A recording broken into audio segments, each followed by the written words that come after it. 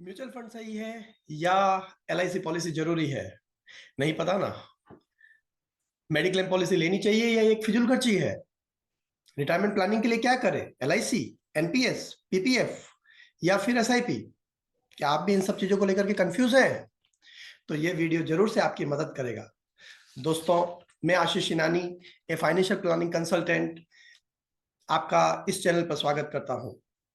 दोस्तों, मैं 18 साल से फाइनेंशियल मार्केट में काम कर रहा हूं और पिछले 14 साल से भारतीय जीवन बीमा एलआईसी के साथ जुड़ा हुआ हूं।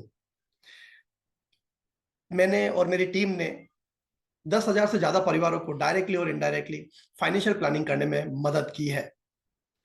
दोस्तों, मेरा ये वीडियो सीरीज चालू करने का उद्देश्य भी यही है कि मैं ज्यादा से ज्यादा लोगों को फाइनेंशियल प्लानिंग का संदेश दे सकूं या उसके बारे में ज्यादा से ज्यादा लोगों को जागरूक कर सकूं। फाइनेंशियल प्लानिंग जितना महत्वपूर्ण विषय है उतना उपेक्षित भी है।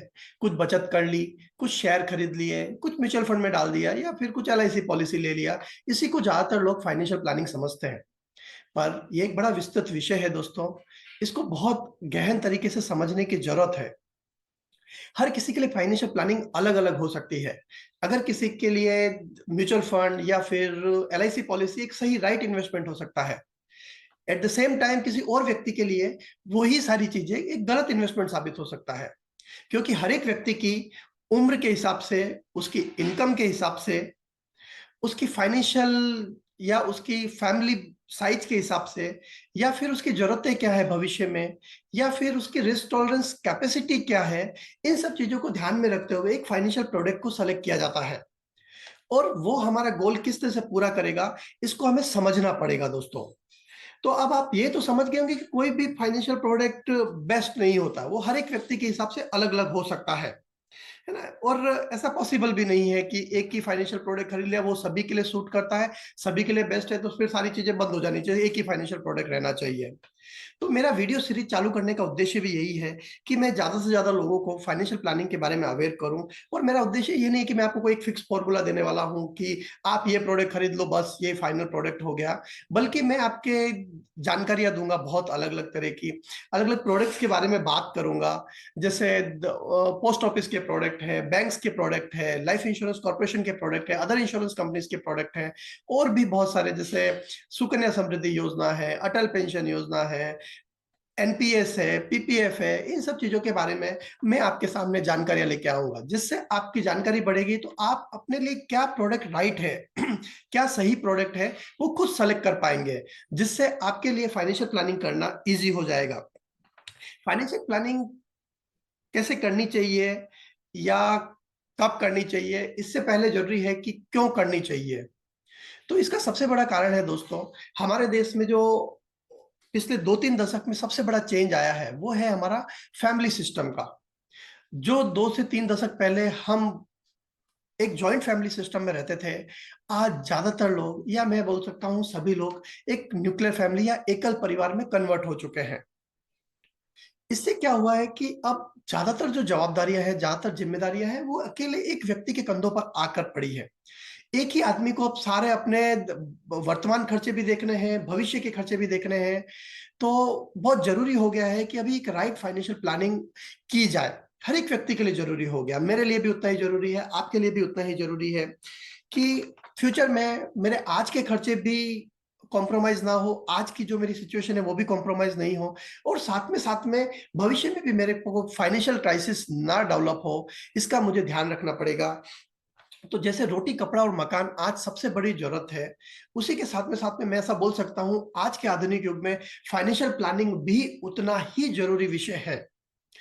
तो दोस्तों, फाइनेंशियल प्लानिंग को मैं आपको अपनी कंप्यूटर स्क्रीन से समझा। ओके दोस्तों, अगर मैं अपनी लाइबिलिटीज या अपनी जवाबदारियों को दो भागों में बांटूं, तो एक होगी इमीडिएट और करंट लाइबिलिटीज और दूसरा होगा फ्यूचर लाइबिलिटीज। अगर इमीडिएट लाइबिलिटीज की बात करें, जैसे मैंने रूटीन खर्चे हैं, जैसे मुझे मेरा घर चलाना है, मेरे बच्चों की स्कूल फीस भरनी है, मुझे रोजमर्रा का करियाना या फिर वेजिटेबल्स, मिल्क, डेयरी प्रोडक्ट्स, ये सब चाहिए, डेली चाहिए और जरूरी है, इसके बगैर गाड़ी आगे नहीं बढ़ेगी। आई कैन हम समझ सकते हैं इस बात को।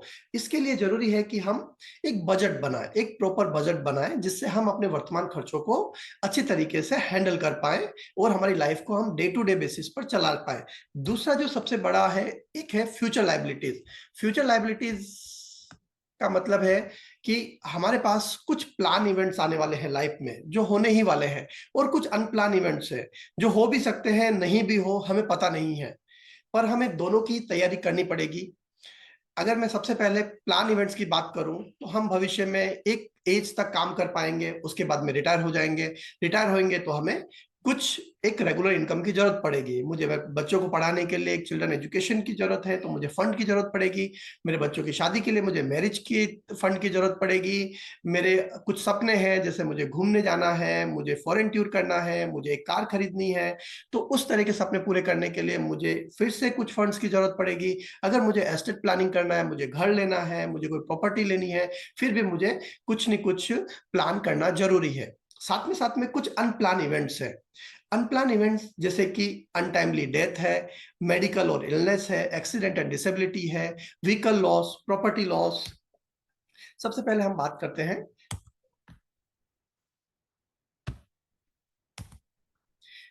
अनप्लान इवेंट्स की। फ्यूचर लायबिलिटीज में जो हम को तैयारी करनी है, जो सबसे पहला काम करना चाहिए, वो है अनप्लान इवेंट्स। क्योंकि इनकी तारीख नहीं पता है हमें, ये कब होगी, किस लेवल की होगी, और उससे किस तरह का नुकसान हमें हो सकता है, वो हमें बिल्कुल नहीं पता है। तो ऐसी चीजों के लिए हमें ज्यादा जल्दी प्लान, मुझे रिटायरमेंट का पता है कि मैं आज के 25 साल बाद रिटायर होऊंगा, मेरे बच्चे की शादी या एजुकेशन में सोच सकता हूँ कि 10 से 15 साल बाद मेरे खर्चे आएंगे। पर अनप्लान इवेंट्स ऐसे होते हैं जो कल भी हो सकते हैं, और हो सकता है कभी हो ही नहीं। तो अगर मैं पहली बात करूं, अनटाइमली डेथ। जैसे दोस्तों, हम सभी को पता है, हमारी जन्म तारीख तो पता है हम सभी को कि हम कब पैदा हुए हैं, डेट ऑफ बर्थ हमको पता है, पर एक चीज हम सभी को, किसी को नहीं पता है, वो है डेट ऑफ डेथ। यानी वो कल भी हो सकती है, यानी हम या 100 साल भी जी सकते हैं, या कल भी हमारे 100 साल पूरे हो सकते हैं। ऐसी परिस्थिति में जरूरी है कि हम उसका प्लान करें। अगर मेरे को कल कुछ हो जाएगा, तो मेरी फैमिली को चलाने में कोई प्रॉब्लम तो नहीं आएगी, यानी मेरी फैमिली को कोई डिस्टरबेंस तो नहीं आएगा। मेरे बच्चों की फीस जाएगी, मेरा घर का खर्चा चलेगा कि नहीं चलेगा, मेरे बाकी की जो चीजें जो मैं आज खुद कर रहा हूँ, पैसे कमा के जो घर वालों को दे रहा हूँ, क्या वो आगे भविष्य में भी मेरा घर इसी तरीके से चलता रहेगा कि नहीं चलता रहेगा, वो मेरे को सोचने की बहुत ज्यादा जरूरत है दोस्तों। दूसरा है मेडिकल। आदमी को बीमारी किसी को पूछ के नहीं आती है। कभी भी कोई भी आदमी बीमार हो सकता है, कोई बड़ी बीमारी आ सकती है, क्रिटिकल इलनेस जिसको बोलते हैं हम लोग। तो उनके लिए भी हमें कुछ ना कुछ फाइनेंशियल प्लान करना जरूरी है। किस तरह से करेंगे, इन सब चीजों के बारे में मैं आपको डिटेल में डिफरेंट डिफरेंट वीडियो में बताऊंगा कि डेथ के लिए हमें कैसे प्लान करना चाहिए, मेडिकल और इलनेस के लिए कैसे प्लान करना चाहिए, एक्सीडेंट एंड डिसेबिलिटी के लिए कैसे प्लान करना चाहिए। मैं अभी ये बता रहा हूँ कि फाइनेंशियल प्लानिंग जरूरी क्यों है, क्यों ये। तो ये ऐसे इवेंट्स है जो किसी के साथ भी होंगे, उसके लिए उसे फाइनेंशियल प्लान होके जरूरी है, नहीं तो उसका पूरा परिवार बिखर जाएगा, या उसकी पूरी जो उन्होंने प्लान किया अब तक, वो पूरे प्लान खत्म हो जाएंगे। अगर सही तरीके से प्लान किया, तो ही उसका भविष्य आगे बढ़ पाएगा, या उसकी लाइफ आगे बढ़ पाएगी। एक्सीडेंट एंड डिसेबिलिटी है। अगर किसी ने एक्सीडेंट हो गया, वो डिसेबिलिटी आ गई कि हाथ टूट गए, पैर टूट गए, अब कुछ काम करने के लायक नहीं रहा बंदा, तो ऐसी परिस्थिति में किस तरह के फाइनेंशियल प्लानिंग करनी चाहिए हमें। व्हीकल लॉस, मैंने गाड़ी खरीदी और गाड़ी डैमेज हो गई, गाड़ी का एक्सीडेंट हो गया। मैं आज हमारे देश में थर्ड पार्टी इंश्योरेंस तो कंपलसरी कर दिया गया है गवर्नमेंट की तरफ से, पर आज भी ज्यादातर काफी सारे लोग अपनी गाड़ियों का इंश्योरेंस नहीं करवाते ऐसे तो दूसरा जो फाइनेंशियल प्लान किया है, वो पूरा सब खत्म हो जाएगा। अगर मैंने व्हीकल के लिए प्लानिंग नहीं किया है, मैंने अगर प्रॉपर्टी बनाई है, आज मेरा 1 करोड़ का घर है, अगर वो 1 करोड़ के घर के लिए मैंने कोई इंश्योरेंस नहीं लिया, अगर कुछ ऐसी स्थिति आती है, तो मेरी सारी सेविंग्स खत्म हो जाएगी, मेरा दूसरा कुछ भी जो प्लान किया है, वो सारा प्लान गड़बड़ हो जाएगा, मैं उस दिशा में आगे नहीं बढ़ पाऊंगा। तो इन सब चीजों के जो पॉइंट्स हैं, उन चीजों मैं डिटेल्ड वीडियो आपको दूंगा भविष्य में, जब मेरी वीडियो सीरीज आएगी उनके अंदर ये सारी। पर आज हम ये सिर्फ जान रहे हैं कि क्यों जरूरी है फाइनेंशियल प्लानिंग। तो ये सब कारण है, अनप्लान इवेंट्स हमारी लाइफ में हो सकते हैं, इसके लिए मुझे भविष्य में इन सब चीजों के लिए प्लान करना चाहिए। जो अनप्लान इवेंट्स है, उसके लिए एक ही प्रोडक्ट काम करता है, वो है इंश्योरेंस। आपका अनटाइमली डेथ हो, या मेडिकल इलनेस हो, एक्सीडेंट एंड डिसेबिलिटी हो, व्हीकल लॉस हो, प्रॉपर्टी लॉस हो, इन सब चीजों के लिए एक प्रोडक्ट काम करता है, और वो है इंश्योरेंस। अब इन सब चीजों के लिए अलग अलग तरह के इंश्योरेंसेस अवेलेबल है आज मार्केट में, और उनसे बहुत तरह के हम बेनिफिट्स या लाभ ले सकते हैं। हमारी लाइफ में अगर इस तरह की कोई भी घटना घटे, तो हम हमारी लाइफ रुकेगी नहीं बल्कि चलती रहेगी। इसके लिए जरूरी है कि हम इन अनप्लान इवेंट्स को अपने इंश्योरेंस, तो अब आप पूछोगे कितना इंश्योरेंस लेना चाहिए, कहाँ से लेना चाहिए, किस कंपनी से लेना चाहिए, कि कौन सा इंश्योरेंस सबसे सही है, ये सारी बातें हम करेंगे। अभी हमारा पर्पज जो है वो हम है कि फाइनेंशियल प्लानिंग करें ही क्यों। दूसरे कुछ प्लान इवेंट्स, रिटायरमेंट। आप एक एज तक काम करोगे, उस एज के बाद आप काम नहीं कर पाओगे, उसके बाद एक आप काम नहीं कर पाओगे तो आपके पास कोई भी एक रेगुलर इनकम नहीं होगी। रेगुलर इनकम के सोर्स के लिए जरूरी है कि आप कुछ रिटायरमेंट फंड की तैयारी करें। जब तक रिटायरमेंट फंड की तैयारी नहीं करेगा, और एक सर्वे के हिसाब से मैं कह सकता हूं कि रिटायर्ड लोग जिन्होंने अपने प्लान नहीं किया है, उनका जो लाइफ है, आज की करंट सिनेरियो है, वो बहुत ही मुश्किल है, बहुत ही कठिनाइयों में जी रहे हैं। तो आज के जो आधुनिक युग में है, अगर इंसान के लिए सबसे ज्यादा जरूरी है तो वो बहुत एक सबसे बड़ा काम है उसकी लाइफ का, वो है कि वो अपने रिटायरमेंट के लिए प्लान करे। कुछ एज तक वो काम करेगा, कुछ एज के बाद काम होना बंद हो जाएगा। तो जरूरी है कि वो अपने लाइफ के लिए फाइनेंशियल प्लान करे। उसमें रिटायरमेंट सबसे बड़ा कारण, सबसे बड़ा पॉइंट है, सबसे बड़ा कारण है जिसके लिए मुझे फाइनेंशियल प्लान करना ही चाहिए।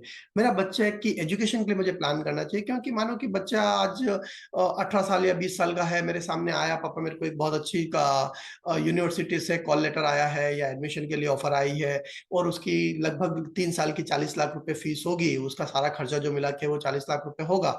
मेरे पास फंड्स नहीं है, तो मैं क्या करूंगा?